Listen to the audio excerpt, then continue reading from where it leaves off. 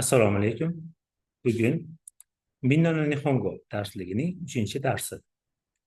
A4, ya'ni Renshu Aning 4-qismi bilan tanishib chiqamiz. Basho, mono, hito wa ko'chira desu. Bu darsda ko'chira, so'chira, achira so'zlari bilan tanishamiz. Ikki ayolning suhbati. Bu ayol hojatxona qayerdaligini ikkinchi ayoldan so'raydi. Kechirasiz, hojatxona qayerda? Yapon tilida sumimasen, o'te arai wa doko desu ka? Sumimasen, o'te arai wa doko desu ka? O'te arai toilening hurmat shakli. Ikkinchi ayol javob beradi. Hojatxona ana u yerda.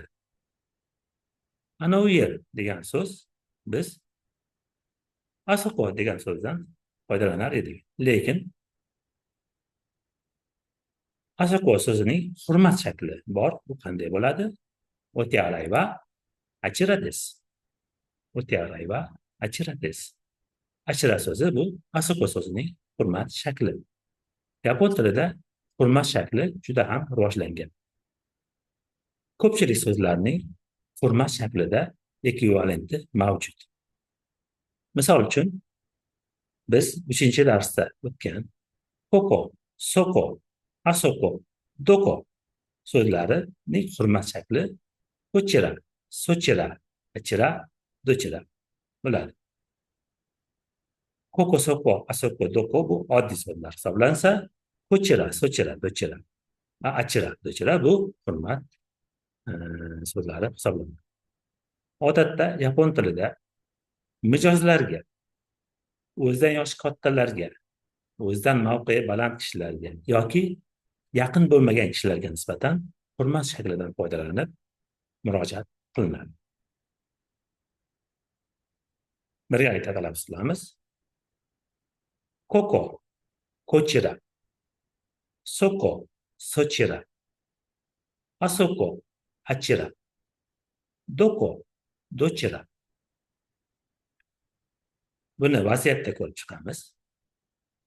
Bir kishi hojatxonaga borgisi kelib turibdi.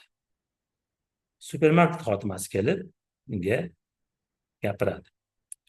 Irashshaymase, xush kelibsiz. Irashshaymase degani bu xush kelibsiz degan so'z. U kishi esa hojatxona qayerdaligini supermarket xodimasidan so'raydi. Kechirasiz, hojatxona qayerda? Sumimasen, toire wa dochira desu ka? Sumimasen, toire wa dochira desu ka? Xodim esa unga javob beradi. Toire wa ko'chira desu. Toire wa ko'chira desu. E'tibor beramiz. So'zlovchi va tinglovchiga yaqin bo'lgan joyini ko'rsatganda ko'chira yoki koko so'zini ishlatamiz. Toire wa ko'chira desu. Keyingi vaziyat. Toire wa sochira desu. Toire wa sochira desu.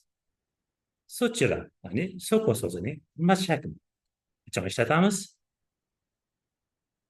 Tinglovchiga yaqin bo'lgan narsani ifodalashda yoki so'zlovchi va tinglovchiga unchalik uzoq bo'lmagan joyni ifodalaganda soko yoki sochirani so'zini ishlatamiz. Keyingi vaziyat. Toire wa achira desu. Toire wa achira desu.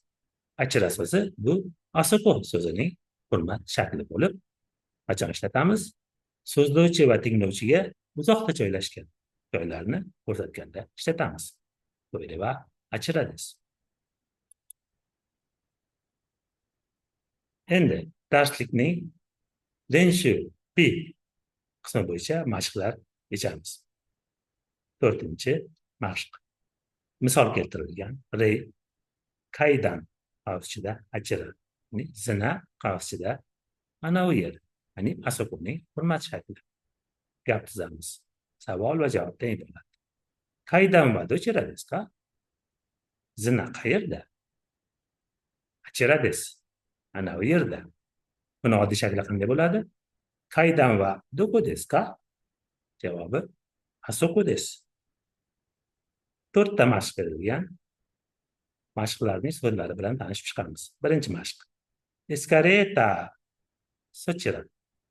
Eskalator. U yoki o'sha yer.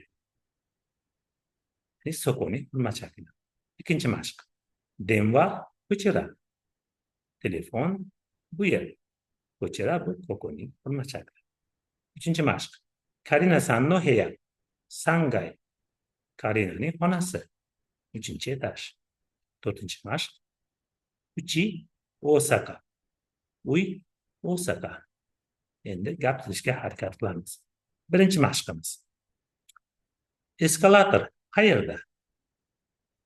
Eskareta va dochira desu ka? Eskareta va dochira desu ka? Javobi u yerda yoki o'sha yerda. Sochira desu. Sochira desu. Buni oddiy shakli qanday bo'ladi? Eskareta va doko desu ka? Soko desu. Ikkinchi mashq. Telefon qayerda? Denva va dochira desu ka? Denva va dochira desu ka? Javobi bu yerda. Ko'chira desu. Ko'chira desu. Buni oddiy shaklda qanday aytamiz? Denva va doko desu ka? Koko desu.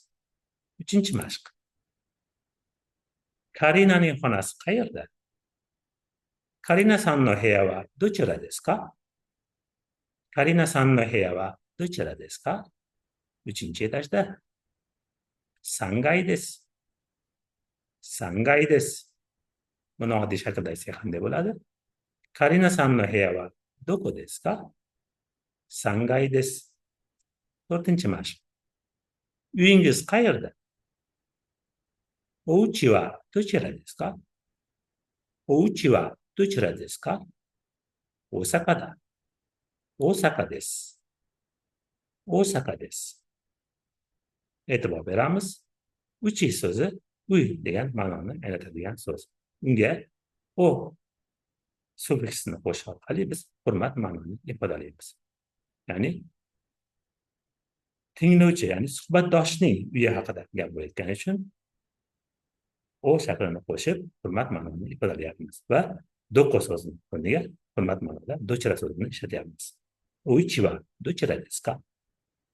Osaka desu. Shu bilan bugungi darsimiz nihoyasiga yetdi.